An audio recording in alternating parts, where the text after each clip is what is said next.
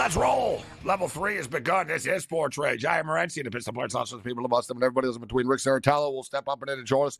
We'll talk some NFL, draft, UFL. Like Rick says, this is real football talk for the hardcores. We're going to go over some of these draft props. We get deep here, Sean. This isn't like casual stuff. Like we're talking about I'll draft tune picks. in. I need some draft props. I'll find Find me some draft gems. Let's go. I got to be honest. There's not like these big sort of plus money diamonds in the rough, bro. The odds makers are onto it. You got to bet the draft like the second they put the numbers out. By the time we're still 3 weeks away, and it's already sort of just like, oh my God, like everybody's so high. So you've just sort of got to find the best sort of locks at the lowest price. I'll tell you one right now, Dallas Turner. All right, Dallas Turner out of Alabama. He's going to be the first defensive player taken. It was like minus 140 a couple of weeks ago. Then it was 160. Then it was 180. Now it's like minus 200, but it's going to happen. Like, he's going to be the top player. He's but like minus 200. Yeah, but if you want to win, like, or not, right? This is the thing. Like, that's how it works. I know. I have to pass. I can't do that. Or you put it in parlays. Well, best way to go. Would you rather win a minus 200 than lose a plus 300? No. I would not. No, I'm not doing minus 2. Because if it loses, then I got to win. Then I got to win 3 to get even. No. Especially on a draft. I can't. Yeah, but draft. I'm not winning 2s. Draft is. I'll tell you right now. There's a bet over under quarterbacks taken in the draft in the first round, 4.5. I think now we've got. Shout out to everybody joining us on Sirius XM channel 159. This is SportsRage on the SportsGrid Radio Networks. We're just with Sean Higgs here. I was just saying about NFL draft props. Yeah, you're not gonna. You can roll the dice, Sean, and take this at plus money and this and that, a couple of things, but you're not gonna win, right? Like unless you did it like 2-3 months in advance, like right away, it's not gonna happen. Yeah, like they priced it. Right? They priced everyone out of the market, right? Like they just juiced everything up so high. So it's like, well, I can't take him because he's too high. I can't take this because it's too high. So like minus 200 is really like the best thing you're going to get at this. But I'll have an MLB dog for plus 145 that day. Easy winner. Who's ever playing the Dodgers? If it wins, it'll be better. If it doesn't, then no. Who's ever playing the Dodgers? Easy winner. I'm not one of those people. I see handicappers say that. Like I saw somebody tweet. They said it didn't win, but it's still one of the best bets I've ever made because of the value. It was like, well, was it a good bet if it lost? Like I've never bought into that. That it lost, but it was still a good bet. If it lost, it wasn't a good bet. I get the thing, like you get a better number than it ends at. I understand that. Like you felt you had a good number and it was better than the closing. It's still a loss is a loss, but it's you go back at it. That's the game, Gabe. You have a game, you think you have it, you have a plus 4, it goes to plus 1, you think you're sitting pretty, and then all hell breaks loose, you get a loser. But it is what it is. I mean, some guys, but then on the flip side, I had the guys like, well, you don't pay juice on losers, so lay 2,500. I mean, who? So what's your play for? We've only got about a minute and a half here, 2 minutes. What's what are your picks for NC State and Purdue? I like Purdue, and I was anti-Purdue. I thought they'd choke away. I figured the pressure would get to them; it would get in their heads. I don't think so, man. They battled their last game. They were down, came all the way back. I think this is a 10-plus point win. NC State, a great season, great run. Saved the coach's job, got an extension, but I think Purdue pulls away, wins this by double digits.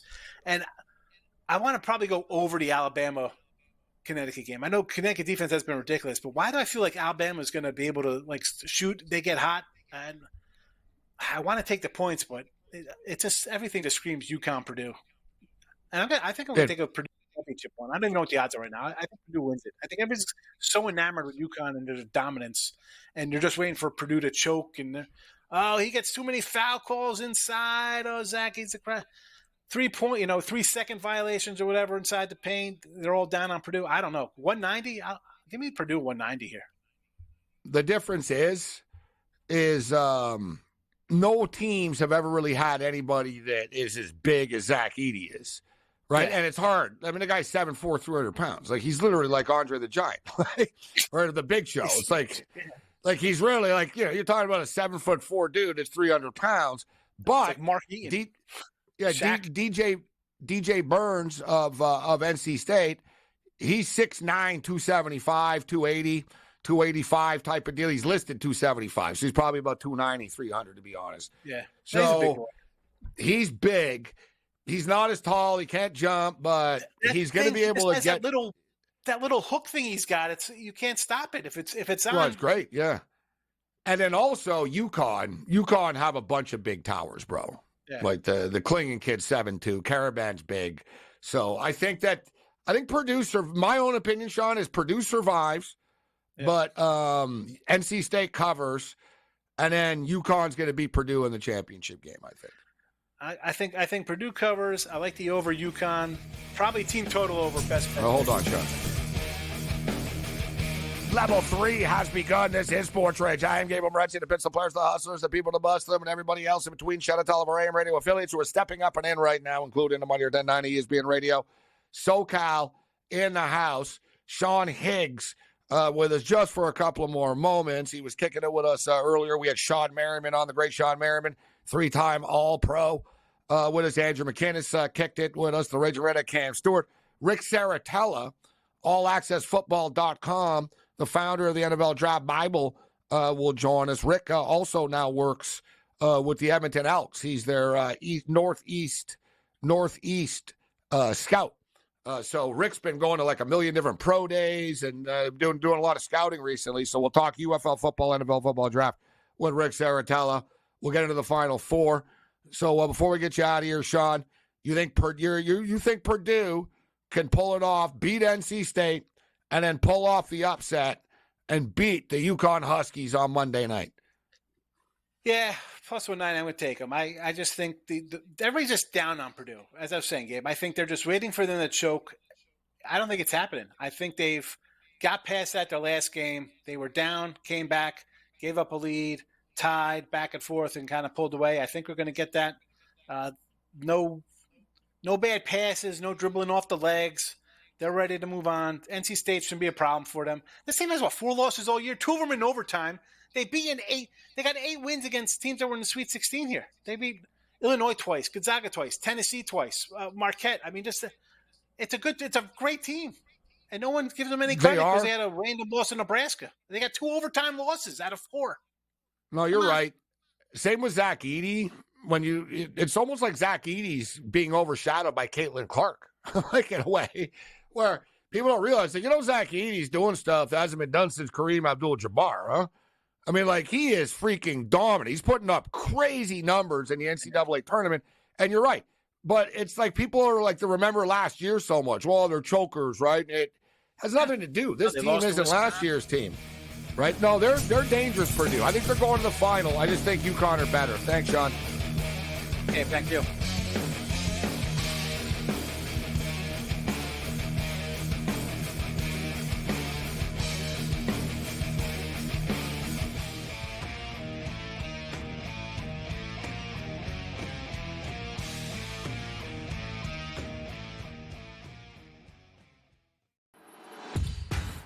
That's the first. Need the second one in a major way. Okay, all right. Need the second one here for you. 74-61. The sweat, it's all live bets. There's nothing from... Oh, we missed it! Give him a 3! Hit it! Come on! Hit it! Stop! Hit it! Yeah! Oh, we got God. it! Foul him! Foul him! Only on SportsGrid. We had the best team in Colorado losing. So there's it's not even like Colorado's going to sit on it, right? I mean, there's no way in the world we're not getting one more goal. We're going to cash this ticket. Cha-ching, cha-ching. I love the bet. I love the price. I think that's, like I said, that's one we're going to have to, we're telling everybody right now. They're probably moving it in risk rooms everywhere right now based on us giving out this information. In-game live, prime time, only on SportsGrid.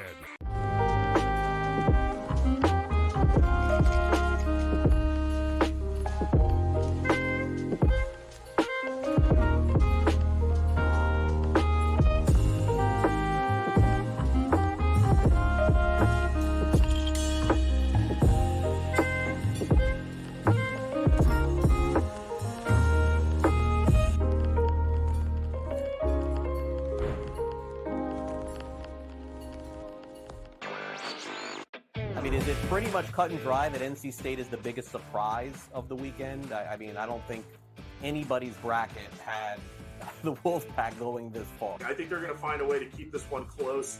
And we all know Purdue's tournament history under Matt Painter. They've had a lot of early exits when they've been good teams, and maybe this is the time they'll exercise their demons. It's kind of like when Virginia lost to that 16 seed UMBC. Newswire, only on SportsGrid. SportsGrid, your 24/7 sports wagering network. Pro League Soccer, powered by Marca. I would be willing to bet the under 2.5 goals. Fantasy sports today. Especially in head-to-head formats in fantasy, I think I'm going to go with Juan Soto. Game time decisions. People don't like it. I don't really care. I cannot believe anybody is betting the Clippers at this number. Betting above the rim. All I've heard you say on the network is you're either winning or you're rebuilding. In-game live, all access. Nobody has been more profitable as a dog than Shaka Smart team. Winning back-to-back road games. I don't care if they're playing Topeka High. I wouldn't give them any chance whatsoever. In-game live, prime time. Back-to-back, just utterly stinker quarters. In-game live, overtime. Honestly, as you sit here and listen, watch right now, you may want to consider placing that bet. It's smarter to be on SportsGrid.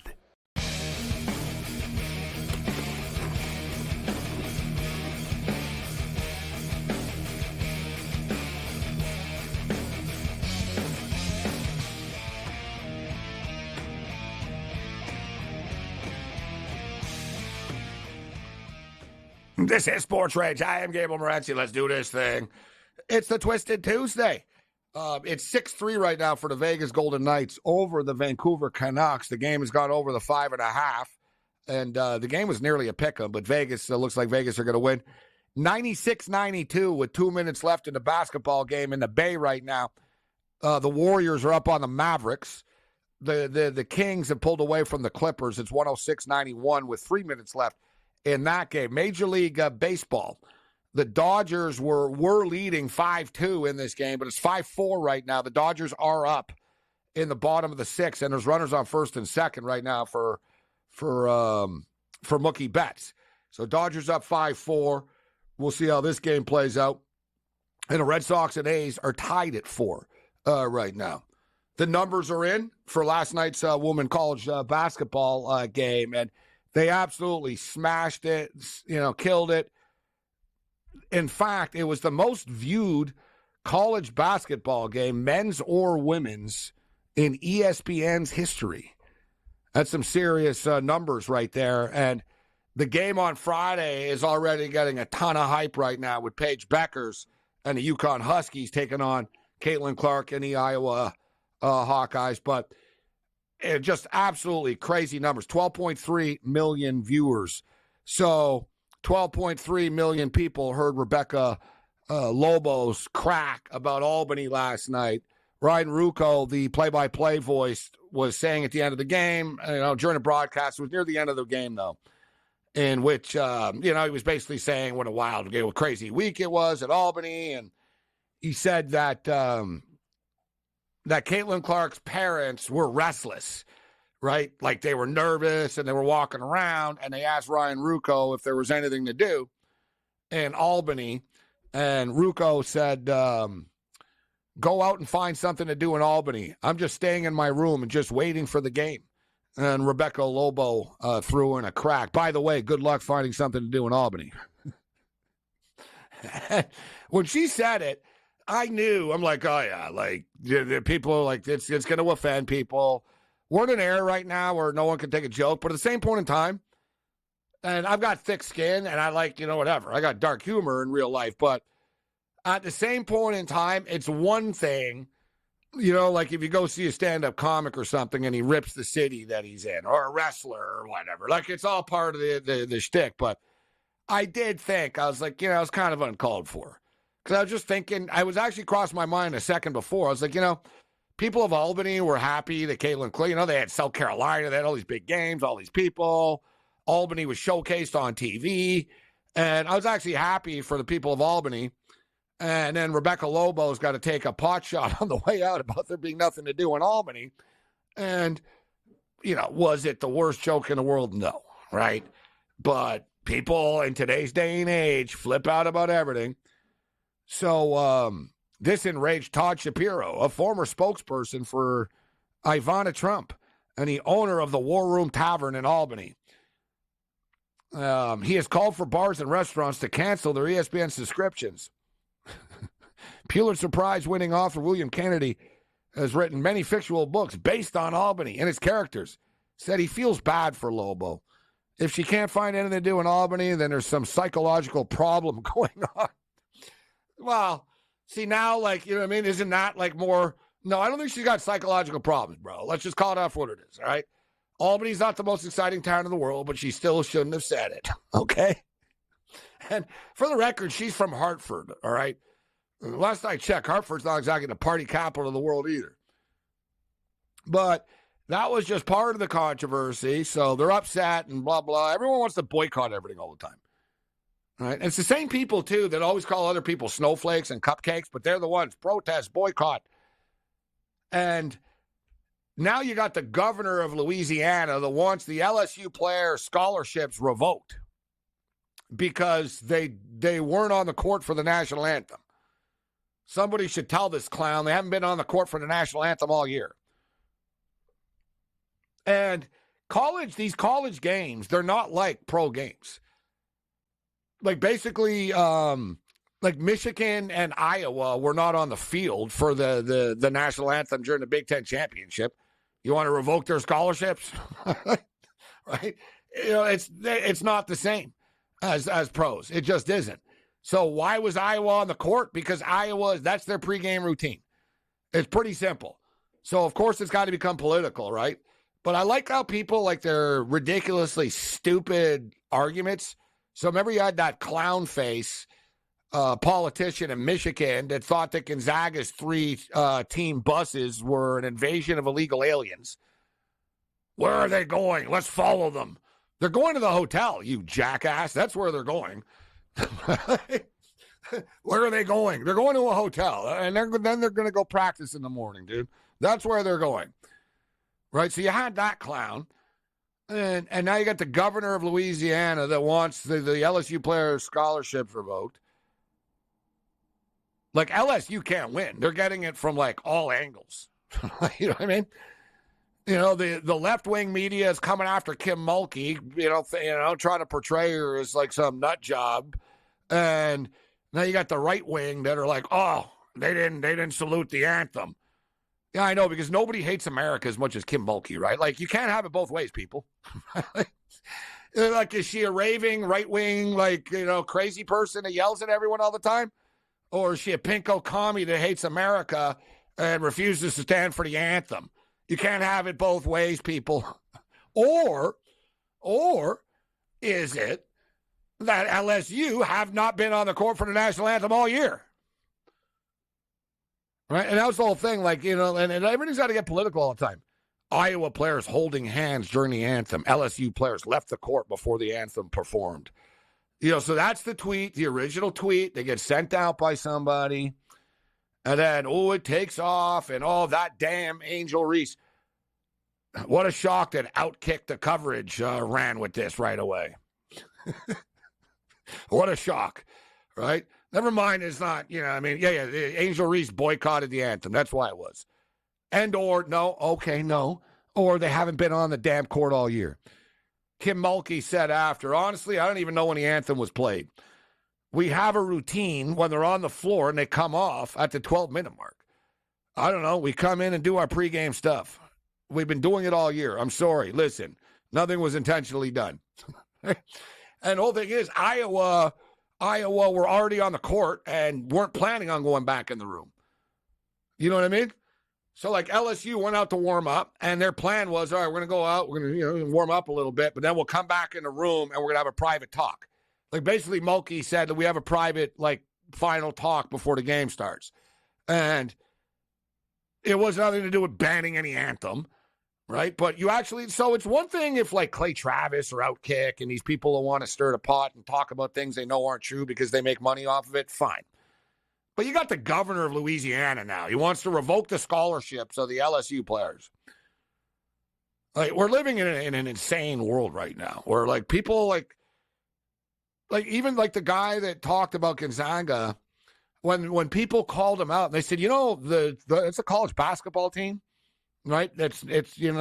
He goes, wow, there's still buses right now with illegal invaders. Like, they're never sorry even after. It's never like, yeah, I'm an idiot and I fell for it. Like, you know what I mean? Like, they can't. Instead, they'd just rather double down on it. Right, but yeah, revoke their scholarships, all right? Because Angel Reese needs to be at LSU for the rest of her life and put up with your crap, right? Yeah, it's just some of this stuff. It gets worse though. Like, the level of stupidity of people, it gets worse and worse and crazier and crazier and crazier.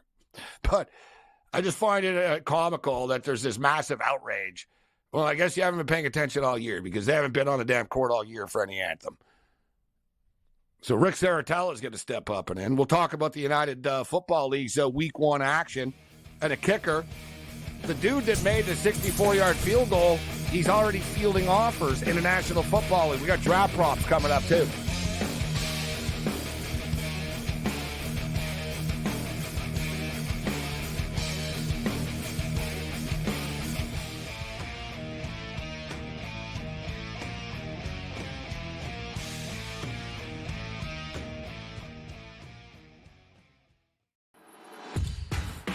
That's the first. Need the second one in a major way. Okay, all right. Need the second one here for you. 74-61. The sweat, it's all live bets. There's nothing from... Oh, we missed it! Get my three! Hit it! Come on! Hit it! Stop! Hit it! Yeah! Oh, We got it! Foul him! Foul him!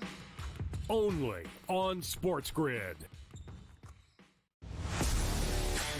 We had the best team in Colorado losing. So there's like, it's not even like Colorado's going to sit on it, right? I mean, there's no way in the world we're not getting one more goal. We're going to cash this ticket. Cha-ching, cha-ching. I love the bet. I love the price. I think that's, like I said, that's one we're going to have to, we're telling everybody right now. They're probably moving it in risk groups everywhere right now based on us giving out this information. In-game live, prime time, only on SportsGrid.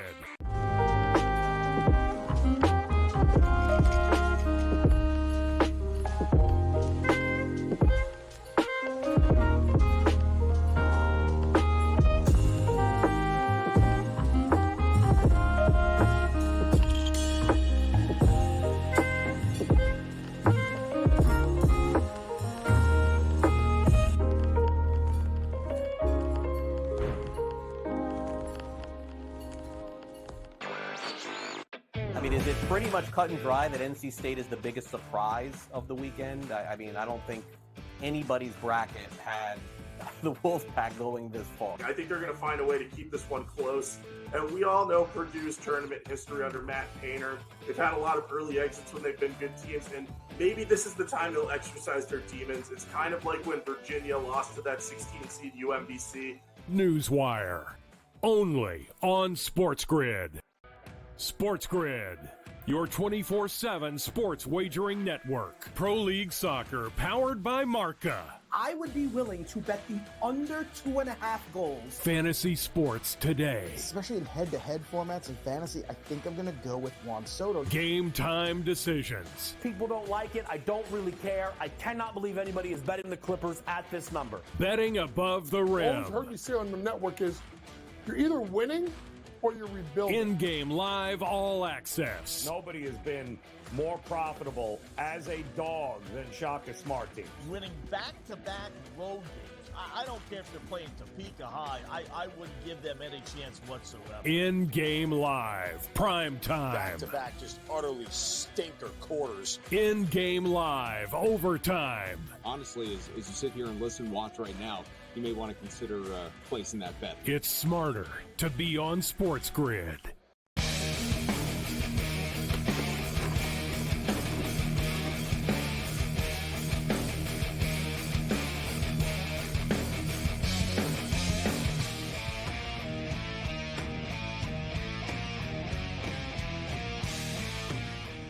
The Twisted Tuesday continues. This is SportsRage. I am Gabriel Morency, the pimps, the players, the hustlers, the people who bust them, and a bearded Rick Saratella. steps up and in to join us right now. Rick's on his global tour, scouring the nation for talent.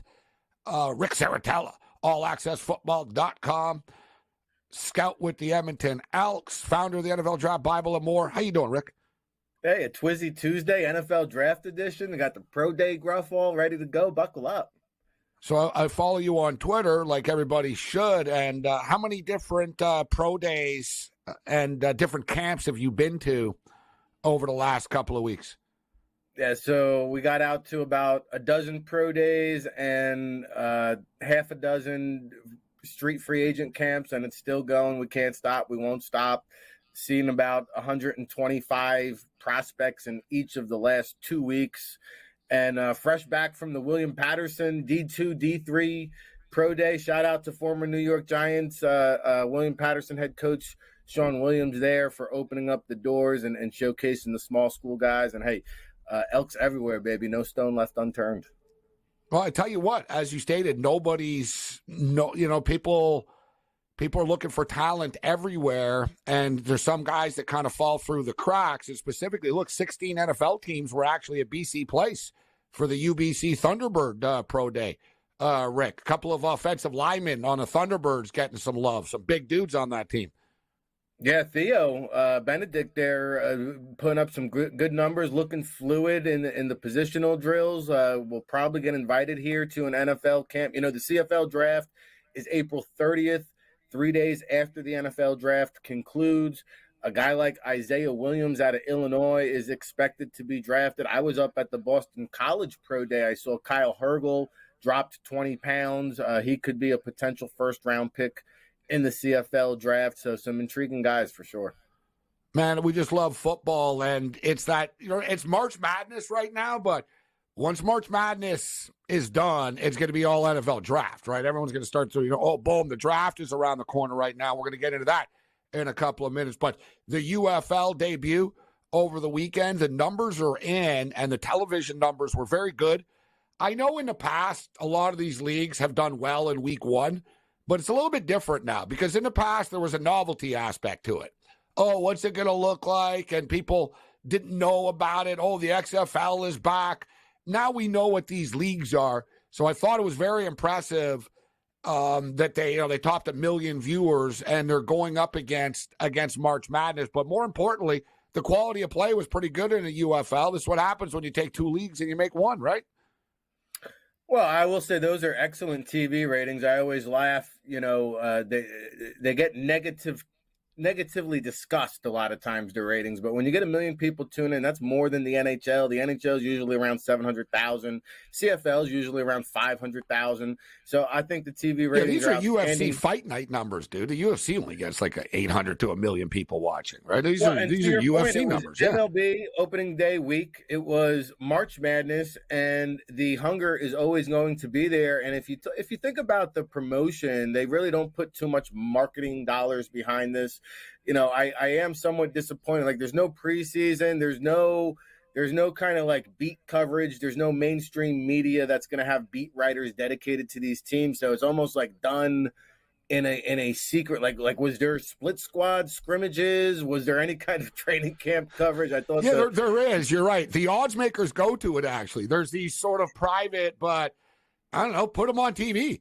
I mean, if college football teams can put their spring practices on TV, you guys can put so I hear what you're saying to build up to it a little bit, but it's almost like they're going to be off and running when the average sports fan tunes in. Because like you said, people like us, right, we're like, oh yeah, even though everything was going on, man, I was stressing out all the games. And of course, Rick, I had the St. Louis Battlehawks on the money line, bro, and the dude Bates hits a freaking 64-yard field goal. So it didn't take long. The Lions already called him.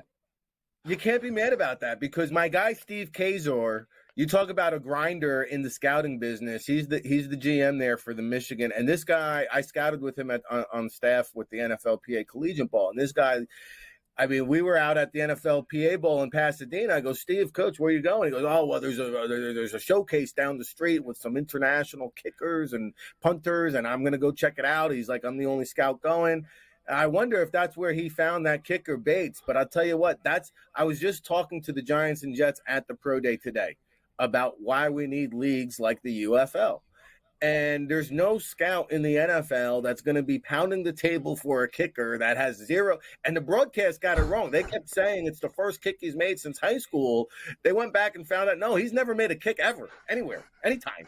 So, like, he didn't make a kick in high school either. Yeah, you're right. Yeah, so like no NFL scout or team is going to provide an opportunity for a kid like this. But my guy Steve Kaiser goes, hey, you know what? Let's throw him out there. And not only once, Anthony Beck iced him. The Battle That was unbelievable. And then he comes out and does it a second time. It was good for another 10 yards. Unbelievable. This kid's going to be a hot commodity. I heard they're already getting phone calls about him. Yeah, the Lions and local connection. The Lions already made a call, but multiple teams haven't. Devin Gardner, speaking of Michigan, the former Michigan Wolverine quarterback, he's the analyst. And I thought the same thing. So he made the kick, and Beck called timeout right as he was doing it. But the guys really didn't try to block it too much, right? So Devin said the same thing, and I was thinking the same thing. I'm talking to myself. I actually got up. All right, I'm by myself, Rick. I actually got up. Me too. I'm sitting there, and the first time I got up, and I was like, no.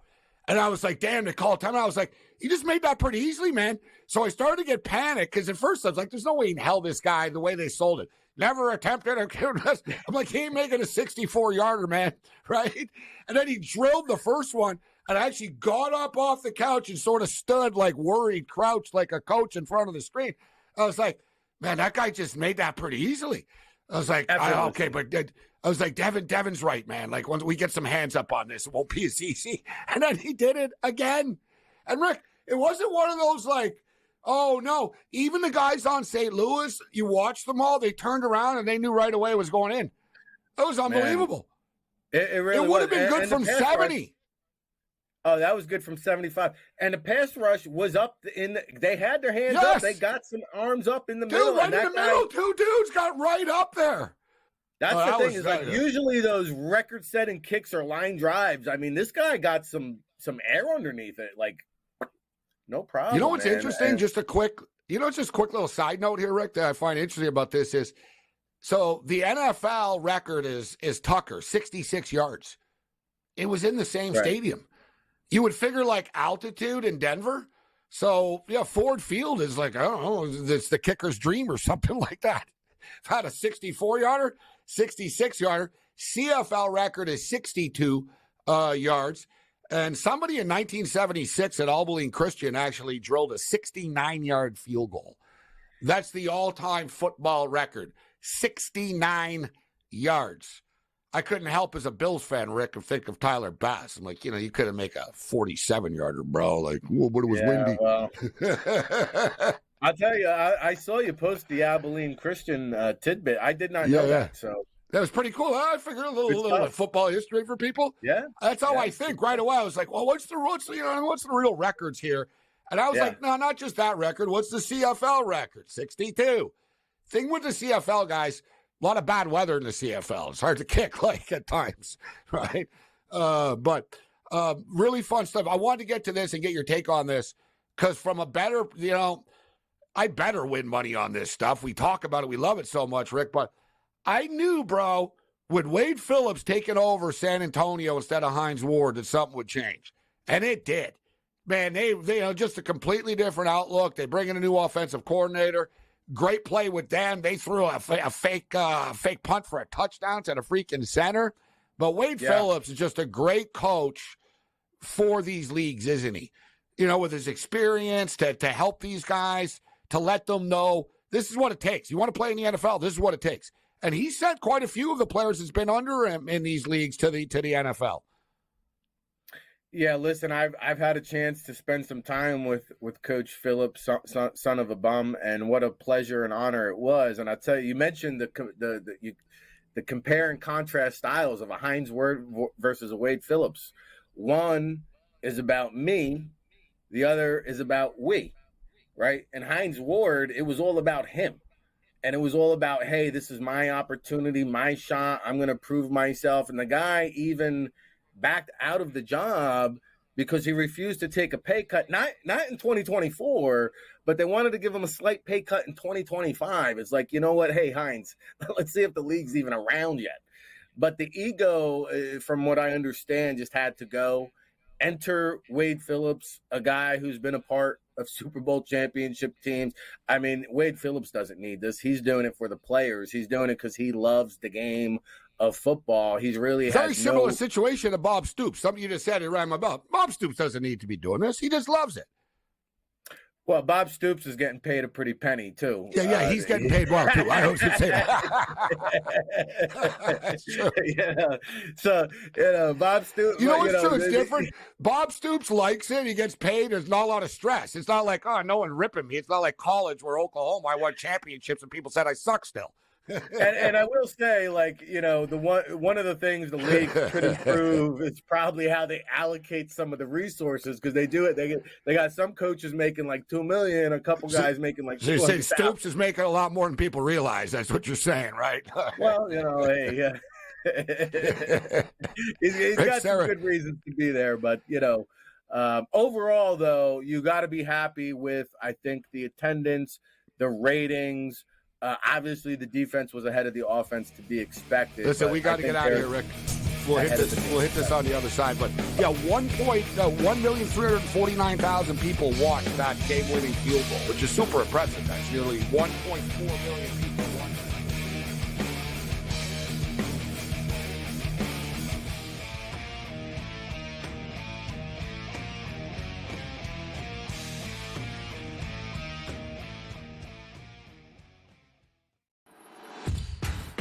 That's the first. Need the second one in a major way. Okay. All right.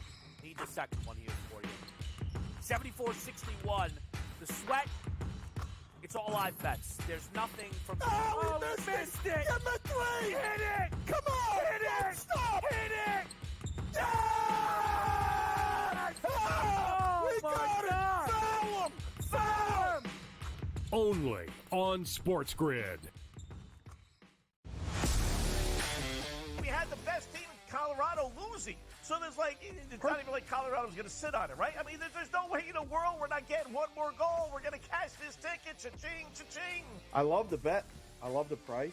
I think that's, like I said, that's one we're going to have to, we're telling everybody right now. They're probably moving it in risk groups everywhere right now based on us giving out this information. In-game live, prime time, only on SportsGrid.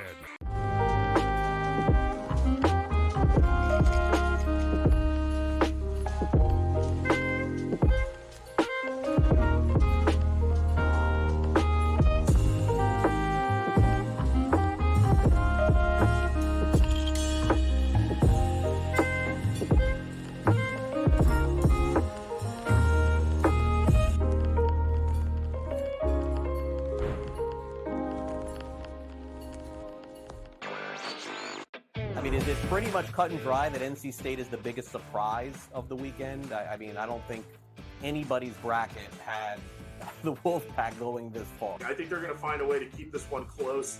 And we all know Purdue's tournament history under Matt Painter. They've had a lot of early exits when they've been good teams, and maybe this is the time they'll exercise their demons. It's kind of like when Virginia lost to that 16-seed UMBC. Newswire, only on SportsGrid. SportsGrid, your 24/7 sports wagering network. Pro League Soccer, powered by Marca. I would be willing to bet the under 2.5 goals. Fantasy sports today. Especially in head-to-head formats in fantasy, I think I'm going to go with Juan Soto. Game time decisions. People don't like it. I don't really care. I cannot believe anybody is betting the Clippers at this number. Betting above the All rim. I've heard you say on the network is you're either winning or you're rebuilding. In-game live all access. Nobody has been more profitable as a dog than Shaka Smart team. Winning back-to-back road games. I don't care if they're playing Topeka High. I wouldn't give them any chance whatsoever. In-game live, prime time. Back-to-back, just utterly stinker quarters. In-game live, overtime. Honestly, as you sit here and listen, watch right now, you may want to consider placing that bet. It's smarter to be on SportsGrid.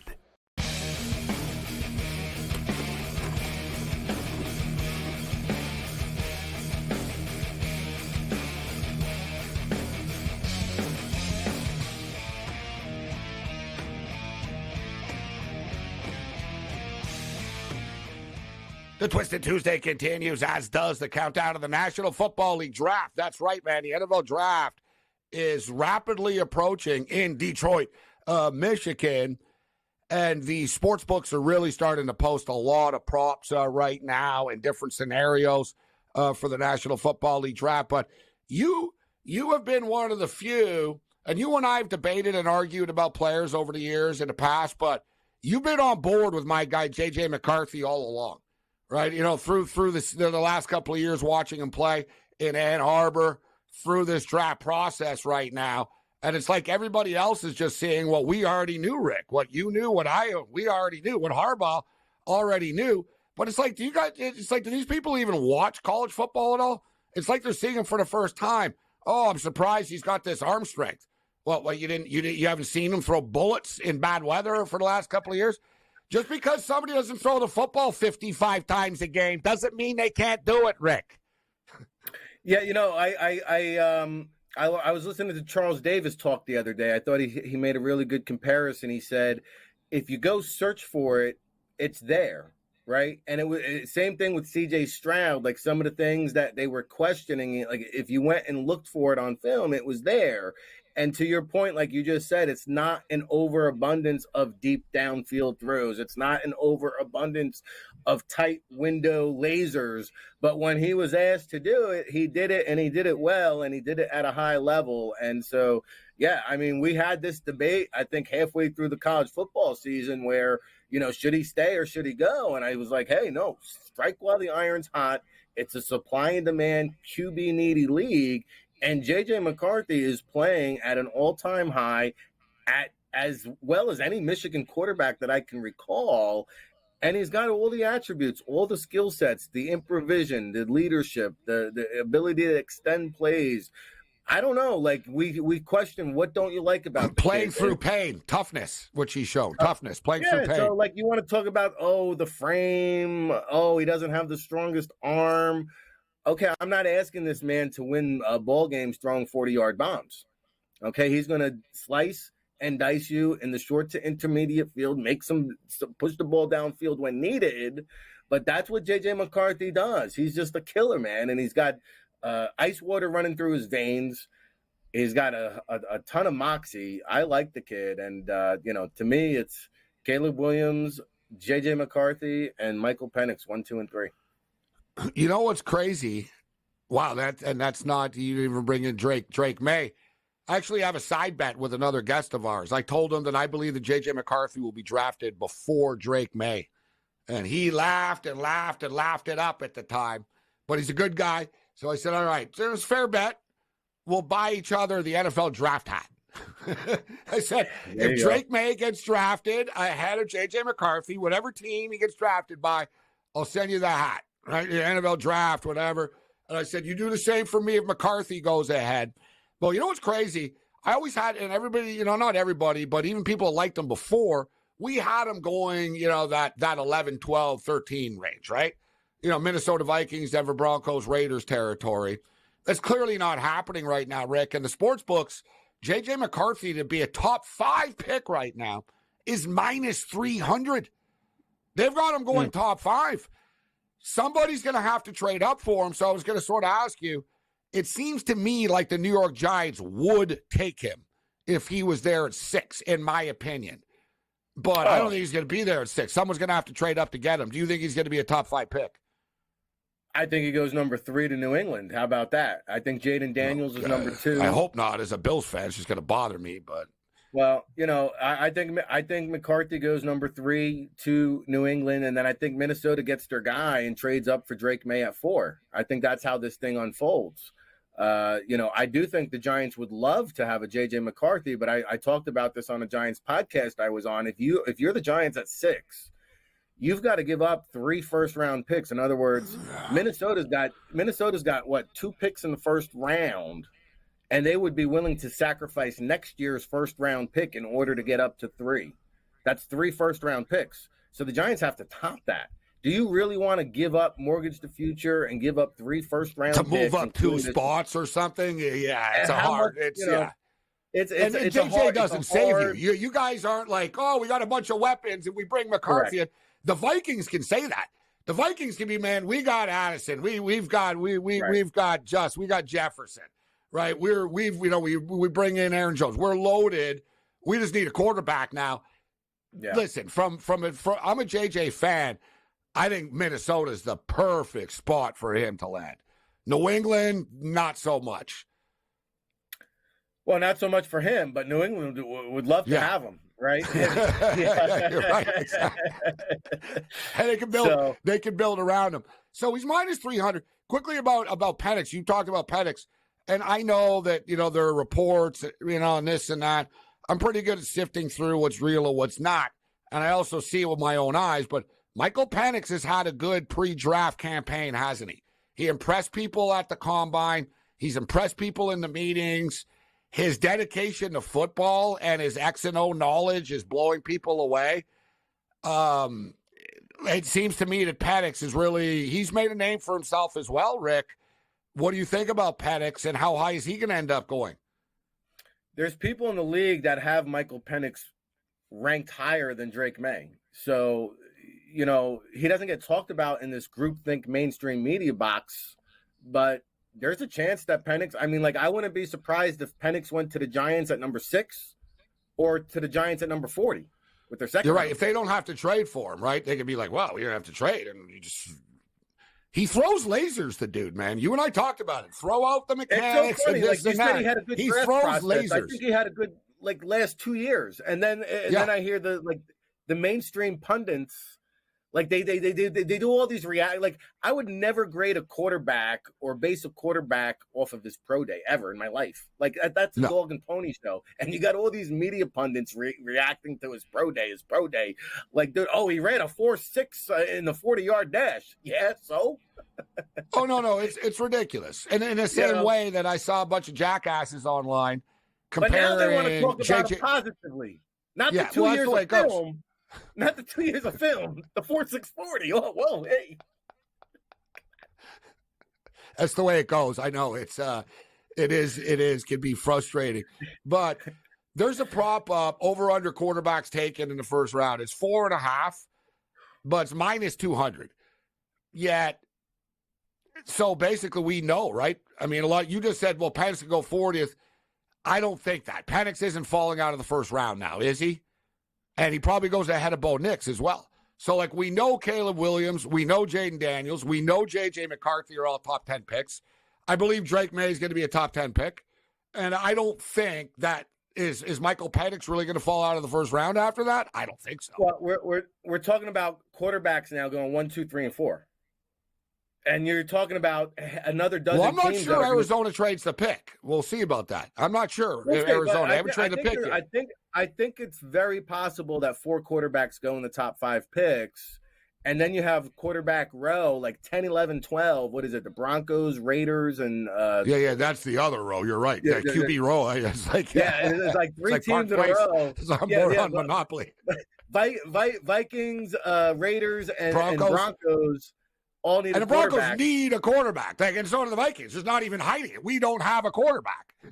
And so, with those 3 teams still on the board and 4 quarterbacks coming off the board before them, I think it's almost guaranteed. I think the question becomes, is it 6? Does Bo Nix does somebody trade back That's in? why I brought it up. At minus 200, it's a good bet over 4.5, guys. Another quick one here. It's minus 200, Rick, but I'm looking there. They don't give money away, man. Everything's minus money right now. So you got to sort of keep clicking and find something else. It's evolving. Dallas Turner, is that a stone cold lock that he's the first defensive player taken? Because it seems to be, and he's minus 200. Well, I would say that Quinyon Mitchell out of Toledo does stand a chance. The cornerback now, I think, could have a shot there. But, yeah, you're right. He's the second choice, but there's a big drop-off after that. Everyone thinks Turner's going to the Falcons at 8. Dallas Turner would be the front runner, but you look at number 8 in Atlanta, and I actually think Jared Verse fits the scheme a little bit better. To get to the quarterback, Yeah, so I get it. I think Turner is the number 1 defensive prospect. The funny thing is, what if Atlanta trades out? You could have a whole top 10 without a defensive player. That's the thing. It's where is the defensive player coming off the board, and who is that team? I think it could be an edge rusher. It might be a corner. Could be the Bears. Could be the Bears at 9. Could be. Right? They brought But in if you're because taking Caleb Williams, but you brought in Keenan wanna... Allen. You got DJ Moore, you got Keenan Allen. Now you're going to sign another wide. You can get another wide receiver later in the draft. I can see the point defense. Probably going to protect Yeah, him. O-line as well. Okay, well, what about the Jets? What do you think they're going to do there at the 10 spot? There's all kinds of names popping up. And is Brock Bowers still there at 10? Where do you think Brock Bowers goes? That's been I don't think he slides past. I think the Colts are at 15. So I don't think he slides past the Colts at 15. Wouldn't Bowers be nice with the Titans? And just from a football perspective? Yes, absolutely. You know what I mean? Pair him with give Will Levis a safety blanket. You got Hopkins. You brought in Calvin Ridley. You got Pollard in the backfield. Seems to me like Bowers would be a nice fit there. A young quarterback's best friend. The same deal with Anthony Richardson. He'd be that security blanket underneath for one of these young quarterbacks. Now, I've seen Bowers mocked to the Jets, and the counter argument's been, well, Rodgers doesn't really use a tight end, but the big 3 wide receivers are going to be off the board. And at that point, I'd rather have Bowers than, say, a Brian Thomas or an Xavier Worthy. He's kind of a hybrid, too. He's not a traditional tight end, right? He's just kind of a football playmaker. Here's the thing. Like, if you ever saw, there was one show he was on, he was standing next to Gronk, and Gronk made him look tiny. Gronk just has a habit of doing that. But you realize, like, this guy's really just more of a receiving, pass catcher, playmaker, get in space kind of dude. And I think, the Jets at 10 make a lot of sense. Could he go higher than that? It's hard with all these offensive linemen. I think there's going to be 25% of the first round at least is going to be offensive tackle.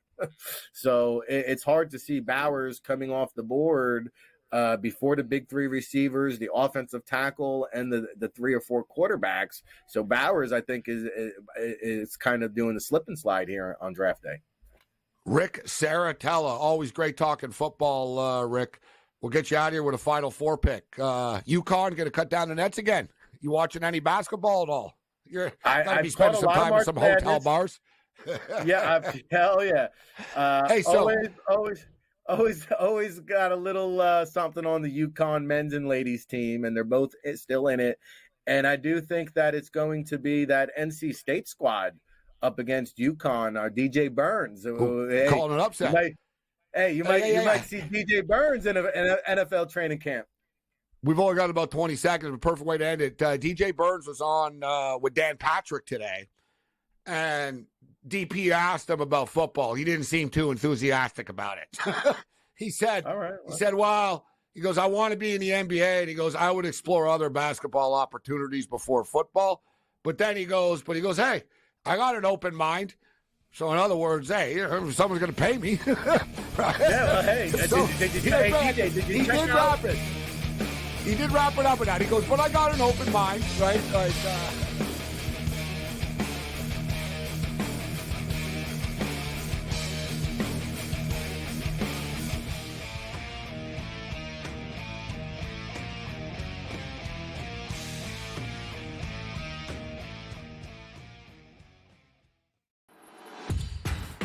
That's the first. Need the second one in a major way. Okay. All right. Need the second one here for you. 74-61. The sweat, it's all live bets. There's nothing from... Oh, we missed it! Get the 3! Hit it! Come on! Hit it! Stop! Hit it! Yeah! Oh, we got it! Foul him! Foul him! Only on SportsGrid. We had the best team in Colorado losing. So there's it's not even like Colorado's going to sit on it, right? I mean, there's no way in the world we're not getting one more goal. We're going to cash this ticket. Cha-ching, cha-ching. I love the bet. I love the price.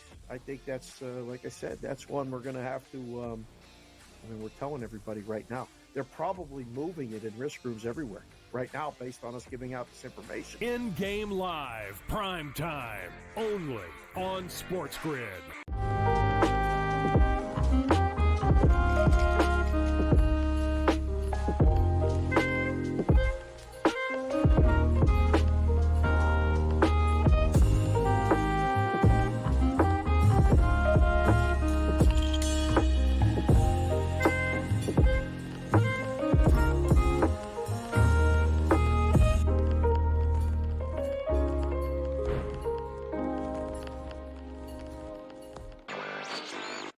mean, is it pretty much cut and dry that NC State is the biggest surprise of the weekend? I mean, I don't think anybody's bracket had the Wolfpack going this far. I think they're going to find a way to keep this one close.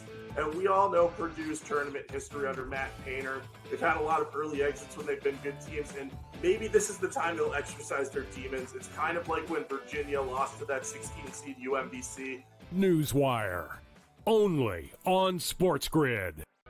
SportsGrid, your 24/7 sports wagering network. Pro League Soccer, powered by Marca. I would be willing to bet the under 2.5 goals. Fantasy sports today. Especially in head-to-head formats in fantasy, I think I'm going to go with Juan Soto. Game time decisions. People don't like it. I don't really care. I cannot believe anybody is betting the Clippers at this number. Betting above the rim. All I've heard you say on the network is you're either winning or you're rebuilding. In-game live, all access. Nobody has been more profitable as a dog than Shaka Smart Team. Winning back-to-back road games. I don't care if they're playing Topeka High. I wouldn't give them any chance whatsoever. In-game live, prime time. Back-to-back, just utterly stinker quarters. In-game live, overtime. Honestly, as you sit here and listen, watch right now, you may want to consider placing that bet. It's smarter to be on SportsGrid.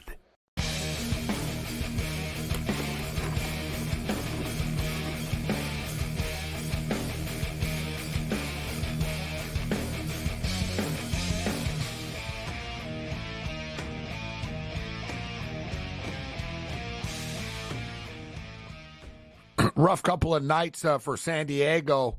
Wilson Contreras hit a 2-run shot off of Yu Darvish in the 6th inning. It was the difference today. St. Louis have won back-to-back games, 6-2 and 5-2. Meanwhile, San Francisco and Los Angeles are still playing right now. The Dodgers are up 5-4. We're in the bottom of the 8th inning right now, so San Francisco are down to their last 3 outs. And of all people, and I don't know, the Dodgers say that's not a distraction, and people around Ohtani have said that, no, he's still the same. But nevertheless, Ohtani is suddenly struggling, at least as far as his numbers are concerned. He still hasn't hit a home run yet this year, which is starting to get frustrating because we've taken him to hit a home run in every game. Now, we're not going crazy with big units or anything. Unfortunately, Mookie Betts and Freddie Freeman are making up for it, but we talk about it all the time, guys. The Mookie Betts over 1.5 total bases. It was plus 115, man. Like, really? Plus 115? All right. Mookie Betts is 2 for 4 tonight. He's hitting 517 now on the season. But Shohei Ohtani's down to 242 on the year. Freeman's checking in at 414. Will Smith has been lighting it up so far this year. Max Muncy's hitting 300. Bottom of the order for the Dodgers has been struggling, but for the prop players, such as myself, that has Ohtani over 1.5 total bases, he's 0 for 3 with a walk so far. So we'll see if Mookie Betts is coming up right now. Maybe just 2 outs, though. Betts needs to extend this game. Come on, Mookie. Extend the game and then let Ohtani hit his first home run of the season on the way out. So we'll start to ramp it up as far as the men's college Final Four is concerned and the women's. We have 3 Final Fours this week. We got the Frozen Four that we'll get into throughout the week. We talked about a little bit about that earlier in the evening. We'll get back to the women's game. They're playing Friday night. UConn and Iowa. Iowa are 2.5-point favorites. South Carolina are 11.5-point favorites against NC State. And as far as the men's game is concerned, really cool seeing DJ Burns get all that love tonight at a local Applebee's. But let's keep our eyes on the prize here, bro. And it's not the apps. Other than that, you're on your own. Later.